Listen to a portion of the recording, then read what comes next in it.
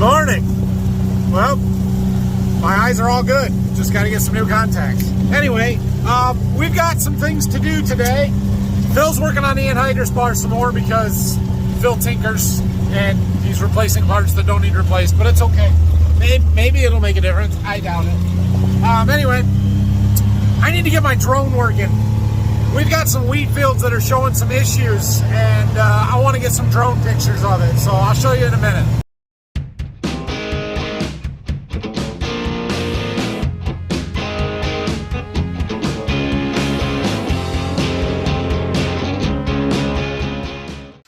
All right, so I have this drone. It's a DJI Phantom 3 Advanced. It's fairly old at this point. I've had it for quite a while.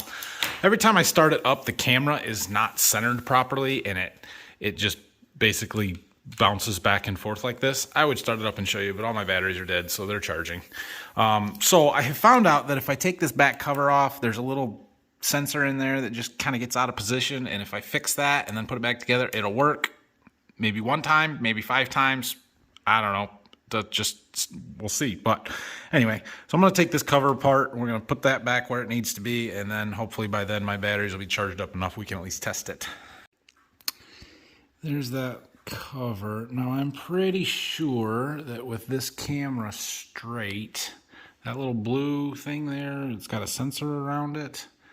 The flat spot is supposed to be straight up, I think. Or maybe it's straight down.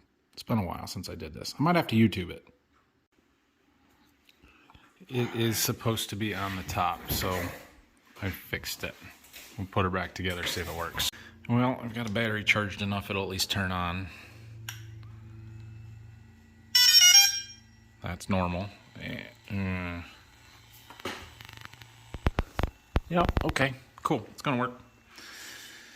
All right, I gotta let my controller charge a little bit, and that was my iPad. That was dead too, yep. So we're gonna let those things charge and probably be after lunch before we can go out and fly. Well, Phil got some new blades for this Anhydrous bar, and I am quite surprised how worn them are. Wow, that is a major amount of wear. So this old one measured just over 20 and a half. The new ones are 22 3/4, which means there's over 2 inches worn off of them blades. So maybe that will make a difference, and they'll seal better in those rows because it's gonna make it go deeper. So yeah. Okay, while I'm waiting for batteries to charge, we got another project to work on. So when I was planting my plot, and really when I was planting all spring here, a couple of different times, for some reason, and I haven't pinpointed the cause yet, but every now and then one of my vacuum fan motors, the hydraulics would turn off and it would stop my vacuum, and I wouldn't notice it until those rows stopped planting. Which isn't a huge deal, it's just a small skip in the field and only on half a planter. But I had one happen here in my plot. And, well, that'll throw stuff off a little bit, plus it'll look terrible in my drone pictures later this summer. So we need to fix it. So here's what I'm talking about. You can see this row here is just fine, one side of the planter, and then we've got a skip here, and it's not even 50 feet long, and it's kind of sporadically as the vacuum tapered down before they all fell off the plates, and yeah. But we're gonna fix it. Now I don't have the hybrid. I don't even know what hybrid this row particular entry is. So I'm not putting the right stuff back in here, but I do have my little 1-row push planter and a bucket of the seed that I got out of the planter. It's whatever was in there when we finished, and we're gonna piece it in. At least I got rows to follow, and the dirt is soft. And there's moisture, so it'll grow.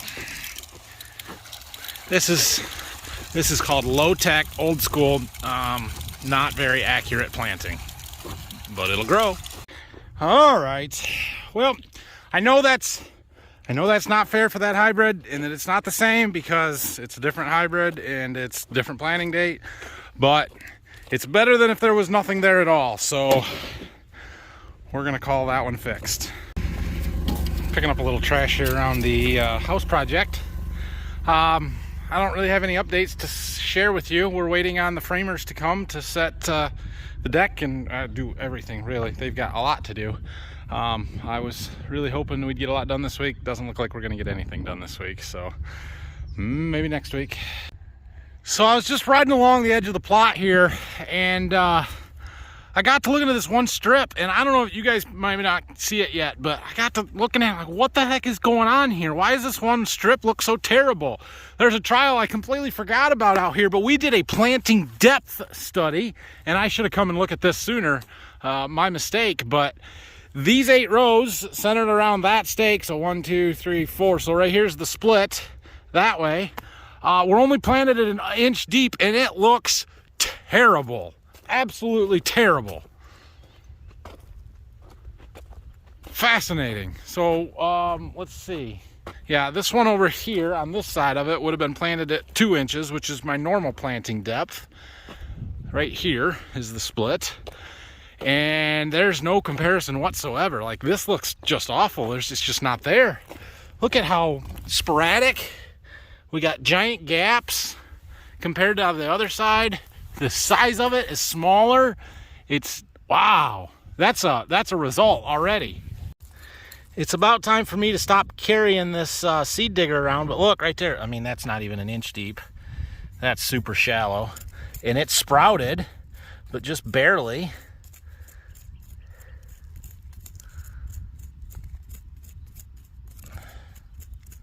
Right there. They were sitting in dry dirt. That's what happened. The soil where those seeds got planted into was dry when we planted them. Although it was pretty wet still when we planted this. Like, this was the very first field after it dried out. I'm really surprised by that. There, you can see there's a little sprout on them. I don't know if that's just since it rained the other day, yesterday.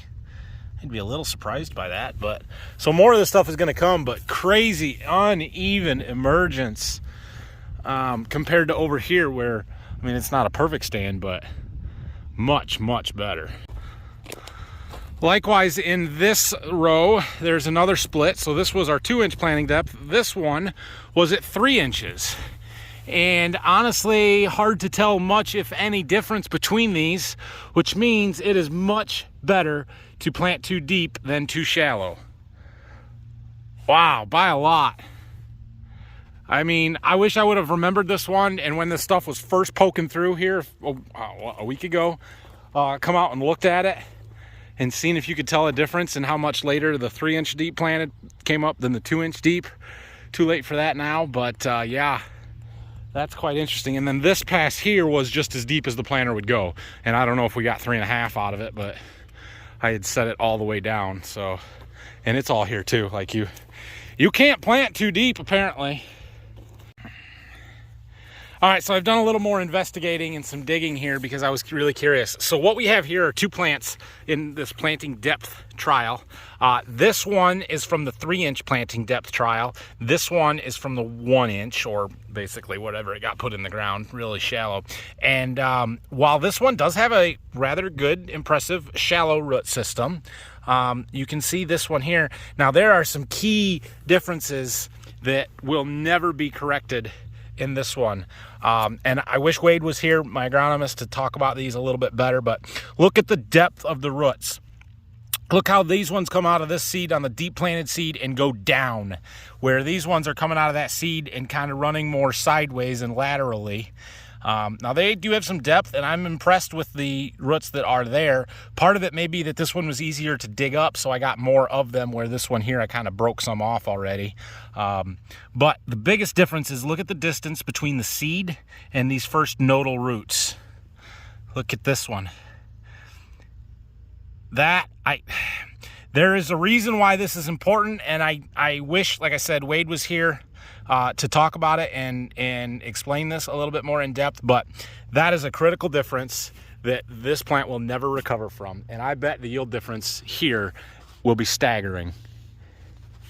Partially because of the stand, and partially because these plants, especially if we get dry this summer, they're not going to be able to keep up. So that's really cool. I'm really pleased to see that kind of a result. All right, well, I've got enough battery we can fly for a while, and our camera looks good. I was able to calibrate it, so we're gonna throw some props on it, and let's go do some flying. Okay, well, I think we're good to go. So the field I want to fly is over there. I think I got plenty of range that I can reach it from here. That dog is gonna be a problem. We're airborne and stable. Good deal. All right, we're gonna switch to drone view. Here's some drone footage.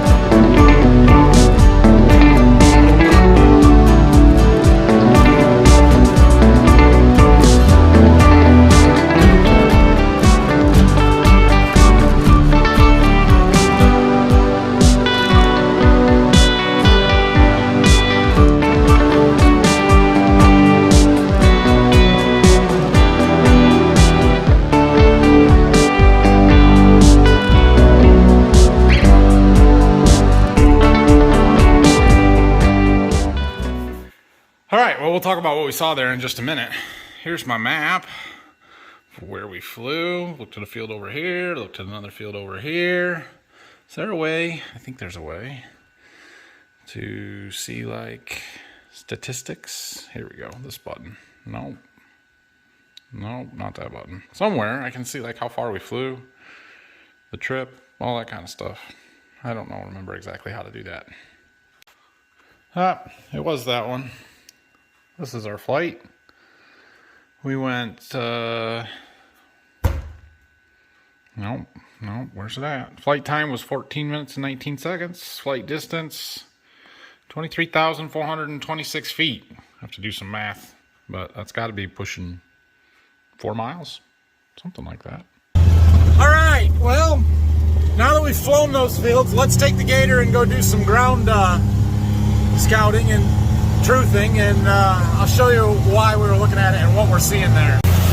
So obviously we were looking at a wheat field in that drone images, and it's probably more evident from here what's happening than it was from the drone. So we've got a little wet hole here that we kind of farm around because you can't farm through here, and we've got a little spot in the front of it and a little spot back here behind it. There's more behind it here, but it is just painfully obvious. So we're gonna walk out there. Let me show you what's going on. All right, so we've got some Anhydrous that run along here, and then can you guys see out there in the field? Notice how it looks streaky and it looks different. And also notice how these Anhydrous are headed out really nice. In fact, you can see those little anthers hanging off of the heads.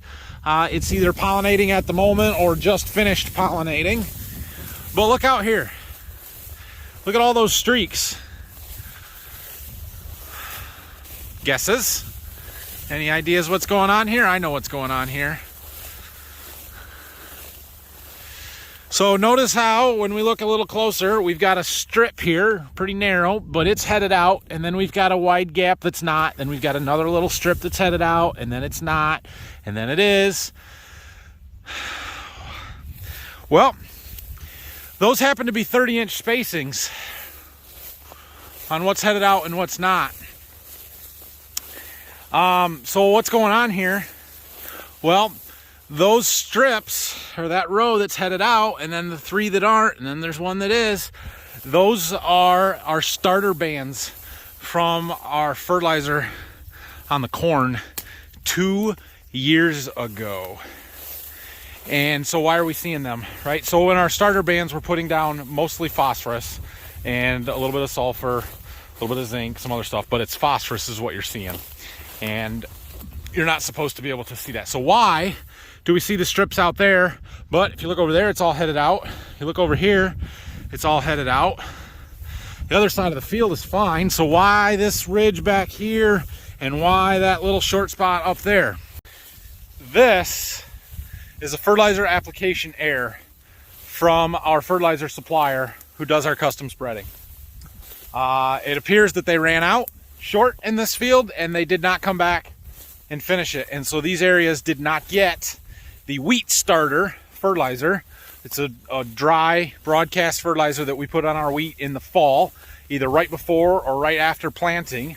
And we use MAP usually, which is 1152O, so it's 52% phosphorus.